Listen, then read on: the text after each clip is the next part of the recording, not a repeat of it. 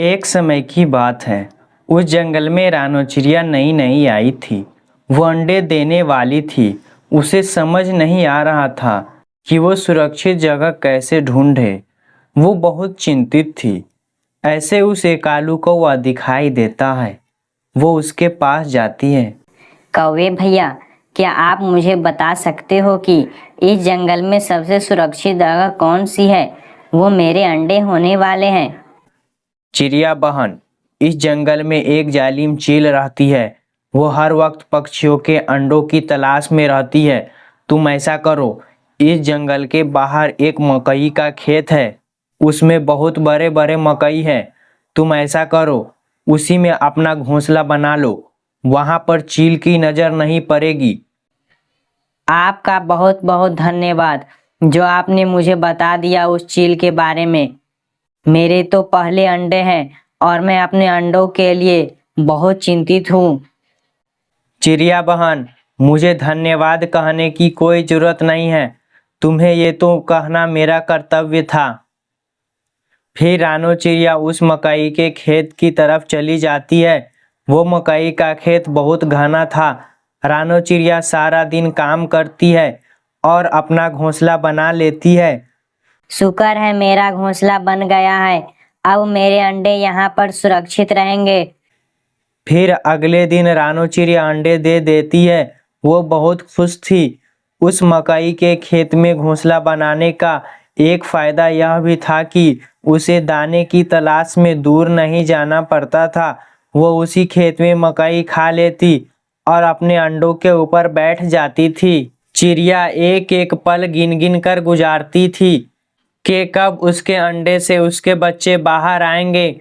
और फिर आखिर वो दिन आ ही गया जब एक अंडा हिलना शुरू कर देता है और उसमें से एक बच्चा बाहर आ जाता है और दूसरा अंडा भी हिलने लगता है और उसमें से भी एक बच्चा बाहर आता है।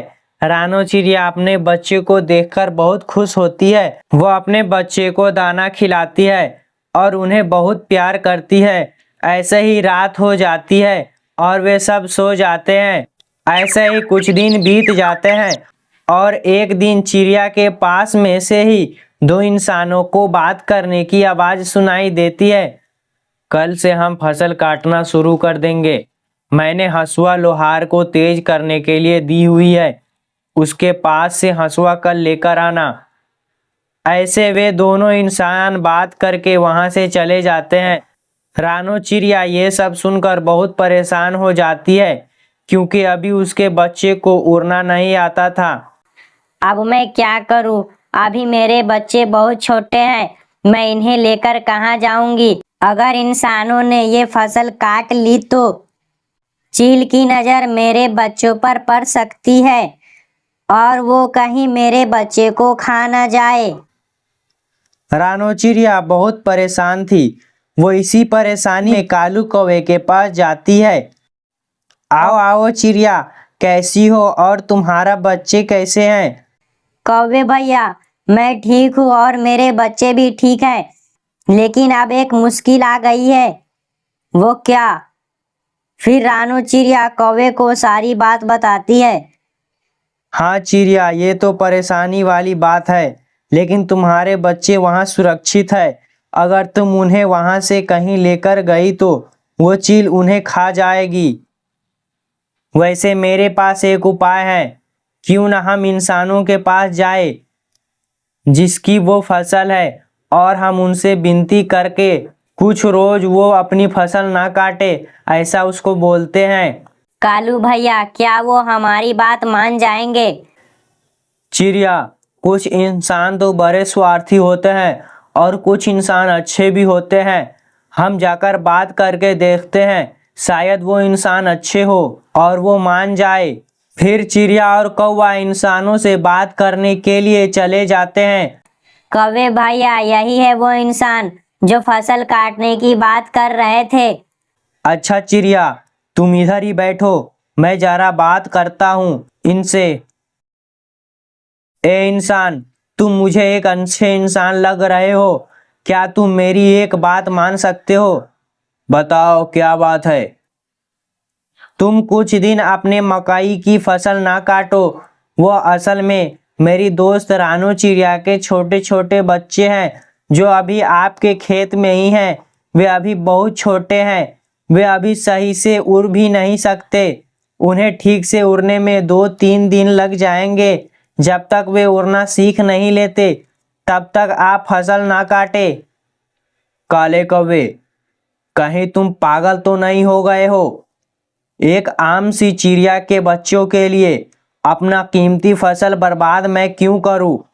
और बारिश का क्या पता कहीं शुरू हो जाए। अगर बारिश शुरू हो गई तो मेरी तो सारी फसल बर्बाद हो जाएगी। चलो भागो यहाँ से, वरना एक लगाऊंगा तुम्हें। कालू कौवा वहां से आ जाता है। क्या हुआ कौवे भैया, क्या वो इंसान मान गया? नहीं चिड़िया, वह इंसान नहीं माना। वो बहुत लालची था, उसे कोई परवाह नहीं है हम पक्षियों की। अब हम क्या करेंगे कौवे भैया? वे इंसान बात कर रहे हैं। हंसुआ लोहार को तेज करने के लिए दी हुई है। क्यों ना हम लोहार के पास जाए और उनसे मिन्नत करें कि वो हंसुआ किसान को तेज करके अभी ना दे। अगर उस इंसान को हंसुआ ना मिली तो वो फसल नहीं काट पाएगा। चिड़िया, वैसे तो तुमने बात ठीक की हो। चलो हम अभी चलते हैं लोहार की तरफ। फिर वे दोनों लोहार की तरफ चले जाते हैं। लोहार जी, आप मुझे एक अच्छे इंसान लग रहे हैं। क्या आप मेरी मदद कर सकते हैं? क्या बात है चिड़िया, जल्दी बताओ, मुझे हंसुआ तेज करनी है। किसान आता ही होगा अपनी हंसुआ लेने के लिए। लोहार भैया, प्लीज आप कुछ दिनों तक ये हंसुए को तेज न करें। उस इंसान के खेत में मेरा घोंसला है और घोंसले में मेरे छोटे छोटे बच्चे हैं। अगर किसान ने अपनी फसल काट ली तो मेरे बच्चे को चील खा जाएगी। चिड़िया, तुम्हें अपने बच्चों की तो बहुत फिक्र है, लेकिन अगर मैंने किसान को समय पर हंसुआ तेज न करके दिया तो किसान मुझे पैसे नहीं देगा और मैं अपने बच्चों को भोजन कैसे खिलाऊंगा। और लोहार भी उनकी बात मानने से इनकार कर देता है। वे वहां से भी निराश होकर आ जाते हैं और वे दोनों एक पेड़ पर बैठ जाते हैं। कौवे भैया, उस लोहार पर तो मेरी आखिरी उम्मीद थी। अब हम क्या करेंगे? चिड़िया, मेरे दिमाग में एक बात आ रही है। वो क्या कौवे भैया? हम यहीं बैठे रहते हैं और आगे तुम देखना मैं क्या करता हूँ। फिर कुछ देर बाद वो किसान अपना हंसुआ लेने आ जाता है।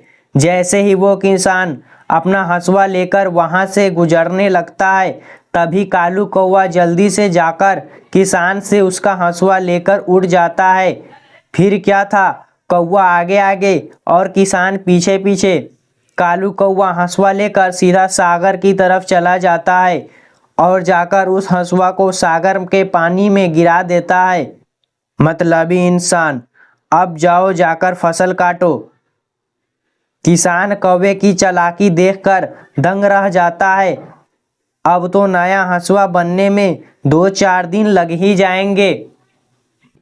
कालू कौवा वापस आ जाता है और रानो चिड़िया से ऐसे कहता है।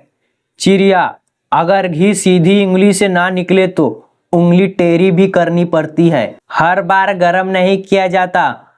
और वे दोनों हंसने लग जाते हैं। ऐसे ही 3 दिन गुजर जाते हैं और रानो चिड़िया के बच्चों ने उड़ना सीख लिया था। और फिर रानो चिड़िया अपने बच्चों को लेकर वहां से चली जाती है।